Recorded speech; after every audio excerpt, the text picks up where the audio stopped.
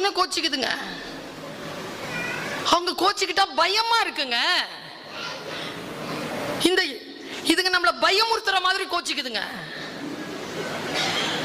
எவ்வளவு தப்பு தெரியுமா பிள்ளைகளா? பெரியவங்களை பயமுறுத்துற மாதிரி கோச்சிக்கிறது.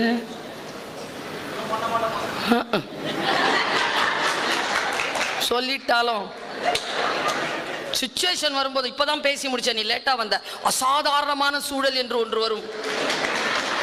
அந்த டைம்ல தான் நீ எப்படி ரியாக்ட் பண்ணுவ? உனக்கு எத்தனை பேர் வெளியில இருந்து வரும்? உள்ள இருந்து சிங்கம், புலி, யானை, கரடி, காண்டாமிருகம், நீர் யானை எல்லாம் வெளியில வரும். பாக்குறதுக்கு பொமோரேனியன் டாக் மாதிரி தான் இருப்ப. எனக்கு தெரியுமே, எனக்கு தான் புள்ள இருக்குது.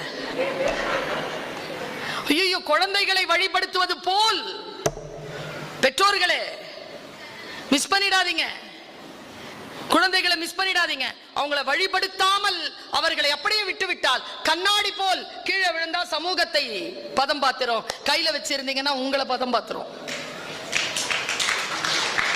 ரொம்ப ஜாக்கிரதையா. என் பையன் ஒரு தப்பு பண்ணியிருந்தான். அவன் 10வது படிக்கும் போது அவன் டீச்சர் ஏதோ அவனை திட்டினான்னு சொல்லிட்டு அவனை திட்டினாரு சொல்லிட்டு அவர் வாசல்ல வந்து சக்கரை கலந்த பாலை ஊத்திட்டான். வழுக்கி விழணும்ட்டு. இவ்வளவு கொழுப்பு. ஆனா அவன் ஃப்ரெண்டு போட்டு கொடுத்துட்டான். அவர் வழுக்கி விழல. பையனுக்கு நோட் போட்டாங்க, ஃபோன் பண்ணிட்டாங்க, வா அப்படின்ட்டு. நான் போறேன். நிக்கிறாங்க நல்ல பிள்ளைங்க, என்னை விட நல்லவன். பார்த்தா போட்டியாடான்னு கேட்டா எப்படி தெரியுமா இருந்துச்சு மூஞ்சி? ஆஸ்பத்திரியில இருந்து பிறக்க வச்சு ஒரு டவலை சுத்திட்டு வெளியில வரும்போது அந்த மூஞ்சி இருந்து அதே மூஞ்சில நிக்கிறான். அப்படி இருக்குங்க முகம். என்னன்னு திட்டுறது அவனை. மன்னிச்சிருங்க, இனிமேல் செய்ய மாட்டான். அவர் மன்னிப்பு கடிதம் எழுதியிருந்தான். அந்த மன்னிப்பு கடிதத்தை மட்டும் பார்த்தேன். இவன் எழுதலையே, சூப்பராக எழுதியிருக்கிறானே. டீச்சர் புத்தி. இங்கிலீஷில் எழுதியிருக்கிறான். அவ்வளோ சூப்பராக எழுதியிருக்கிறான். மேடம் நீங்கள் எழுதி கையெழுத்து வாங்கினீங்களா? மேடம் அவன் தான் மேடம் எழுதுனா. நீயாடா எழுதுனா? ஆமாண்ணா. அப்போ முடிவு பண்ணேன், இங்கிலீஷ் சூப்பராக இருக்கு, பையன் டிராஃப்டிங் சூப்பராக போடுறான், வக்கீல் ஆக்கிடலாம் இவனை. இப்போ பிஎல் LLB ஆனர்ஸ் முடிச்சிருக்கான். ஒரு கலவரத்திலையும்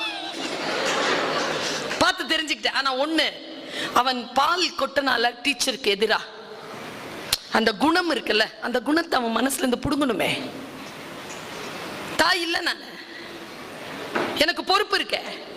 எப்படி புடுங்கணும் தெரியுமா? அதை சொல்லிட்டு 2 நிமிஷத்துல அவர் சொன்ன இன்னொரு விஷயத்த சொல்லிட்டு போறேன். எப்படி புடுங்கன்னா, நான் ஒரு வாட்டி 2 வீலர்ல பார்த்திபராஜாக்கு தெரியும், நான் 2 வீலர்ல போவேன், சீக்கிரம் போயிடுவேன். அப்போ விழுந்துட்டேன். கால் அடி. காலை இப்படி தொங்க போட்டுட்டு 3 மாசம் இருந்தேன். பிள்ளைகிட்ட சொல்லலை. கடைசி மாசத்துல தெரிஞ்சிருச்சு அவனுக்கு. பிள்ளை வீட்டுக்கு ஓடி வந்துட்டான். கோயம்புத்தூர்ல படிச்சுட்டு நான் வந்துட்டான். அம்மா அம்மா இப்படிமா விழுந்த, இப்படிமா விழுந்த, அம்மா அம்மா அம்மா துடிக்கிறான். அம்மா இவ்வளோ பெரிய எலும்பு முறிவாமா, அம்மா அம்மா அம்மான்னு அழுறான். எப்படிமா விழுந்தா, எப்படிமா விழுந்தான்னு கேட்டான். அப்போ சொன்ன 1.5 வருஷம் கழிச்சு சொன்னேன், நீ சிவகுமார் சார் வழுக்கி விழணும்னு ஊத்துன பால் இருக்குல்லடா, அது ராயப்பட்டாலே என்ன வழுக்கி விடுத்துருச்சு. யாருக்கோ நீ செய்யக்கூடிய தீங்கு உன் நன்மையானவர்களுக்கு வந்து சேரும். அதனால் யாருக்கும் தீங்கு நினைத்து விடாதே குழந்தாய் என்று பெற்றோராக நின்று சொல்ல வேண்டிய கடப்பாடு நமக்கு உண்டு. இதை நாம் தெளிவோடு இருக்கக்கூடிய நிலையில் தான் நம்ம குழந்தை ஒண்ணு சொல்றேங்க, இதை நம்ம சொல் பேச்செல்லாம் வளர்றதே இல்லதுங்க, நம்மை பார்த்து வளர்கிறார்கள். நம்ம ஜெனியூனா இருந்தா நம்ம கூட வருவாங்க. நம்ம ஜெனியூனிட்டி நம்ம காட்டல, அதுங்க அது வழி போவோம்.